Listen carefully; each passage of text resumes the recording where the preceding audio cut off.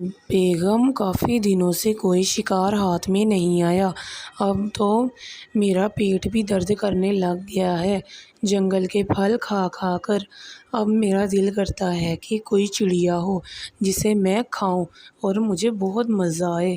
جی ہاں، آپ بالکل صحیح کہہ رہے ہیں۔ میرا بھی بہت دل کرتا ہے کہ کوئی جانور ہو یا کوئی پرندہ ہو جسے میں چیر پھاڑ کر کھاؤں اور مجھے بہت مزہ آئے۔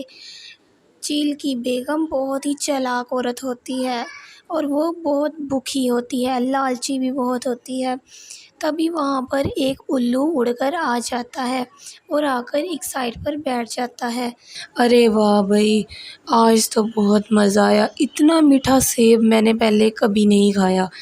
شکر ہے کہ وہ چڑیا اڑ نہیں تھی سکتی، ورنہ تو اس نے مجھ سے سیب چھین ہی لینا تھا اور میں پورا سیب کھا گیا۔ میرا تو پیٹ فل ہو گیا ہے، اب تو میں آرام سے سونے لگا ہوں۔ دیکھا آپ نے، وہ دیکھو، وہ کسی چڑیا کی بات کر رہا ہے۔ مجھے لگتا ہے کوئی چڑیا بیمار ہے اور ہم اسے کھا لیں گے۔ آپ اس سے پوچھو کہ اس نے چڑیا کہاں پر دیکھی۔ تو تبھی چیل اس الو کو آواز دے کر بلاتا ہے تو الو اس کی بات سنے وہاں پر آ جاتا ہے۔ چیل الو سے پوچھتا ہے کہ بھائی تم نے کہاں سے سیب کھایا، ہمیں بھی بتاؤ، ہم نے بھی کھانا ہے۔ وہاں رستے میں آ رہا تھا، وہاں پر ایک درخت پر چڑیا اپنا سیب لیے بیٹھی تھی۔ اس چڑیا کے پر چوٹ لگی تھی، وہ اڑ نہیں سکتی تھی، تو میں نے اس کا سیب اس سے چھین کر کھا لیا۔ وہ بہت میٹھا سیب تھا، لیکن اس کے پاس تو ایک ہی سیب تھا۔ اب تم جاؤ گے تو تمہیں کچھ نہیں ملے گا۔ اچھا ایسا ہے، تم بس مجھے وہ درخت کا ایڈریس بتا دو، کہاں پر ہے وہ درخت۔ ارے اب تو اس کے پاس ایک بھی سیب نہیں ہے، ہو سکتا ہے اس درخت پر کوئی سیب لگا ہو، آپ ہمیں بتا دو۔ تو پھر اس کے بعد الو ان کو جگہ بتا دیتا ہے۔ چیل اور اس کی بیوی دونوں اڑ کر اس درخت کو ڈھونڈنے نکل جاتے ہیں۔ پاس میں ہی وہ درخت ہوتا ہے، وہاں پر وہ چڑیا بیٹھی ہوتی ہے۔ ارے کوئی ہے جو میری مدد کرے، میں اڑ نہیں سکتی، مجھے یہاں سے اتارو، میں بہت تھک گئی ہوں، کہیں میں گر نہ جاؤں، کوئی ہے جو میری مدد کرے۔ چیل کی چالاک بیوی چیل سے کہتی ہے کہ ارے آپ نا میری بات سنو، ہم ایسا کرتے ہیں، جا کر اس کو اپنے ساتھ چلنے کو کہتے ہیں اور اپنے گھر لے جا کر اس کو کھا جائیں گے۔ وہ تو اڑ بھی نہیں سکتی، ہمارے ہاتھ میں ایک بہت اچھا شکار آیا ہے۔ تو پھر وہ دونوں اڑ کر چڑیا کے پاس جاتے ہیں۔ چڑیا بہن کیا ہوا ہے تمہیں؟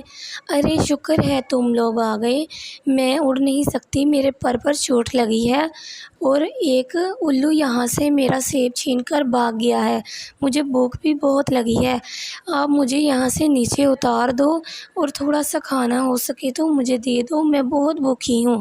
آپ ایسا کرو، ہمارے گھر ہمارے ساتھ چلو، ہم آپ کو کھانا دیں گے۔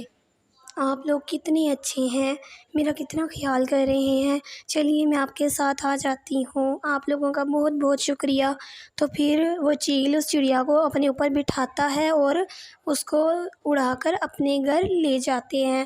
وہاں پر چڑیا کو بٹھاتے ہیں اور چیل کی بیوی کہتی ہے کہ آپ یہاں پر آرام سے رہ سکتی ہو، میں آپ کو کھانا دیتی ہوں۔ تو پھر چیل کی بیوی اس کو 2-3 سیب دیتی ہے جسے چڑیا بڑے آرام سے کھاتی ہے اور اس کا پیٹ بھی بھر جاتا ہے۔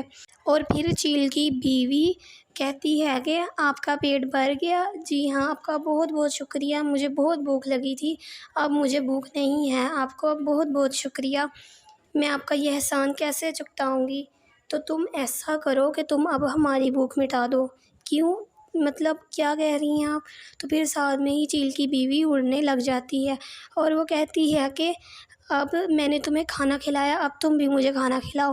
میں آپ کو کیا دے سکتی ہوں، میرے پاس تو کوئی چیز نہیں ہے، میں دراصل تمہیں کھانا چاہتی ہوں اور میں تمہیں کھا کر اپنا پیٹ بھرنا چاہتی ہوں، مجھے بھی بہت بھوک لگی ہے، آپ مجھے چھوڑ دیجئے۔ تو چڑیا رونے لگ جاتی ہے۔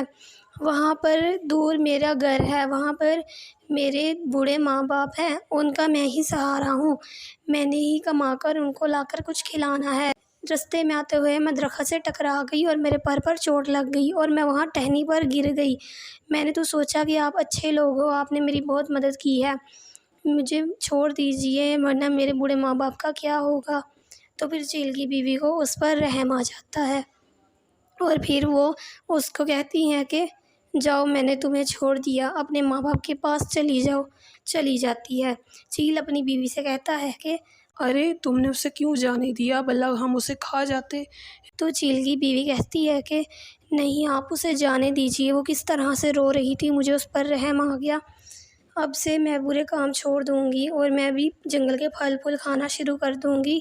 اس طرح ہم کسی ایک کی جان لے کر اس کے گھر والوں کا بھی بہت نقصان کرتے ہیں۔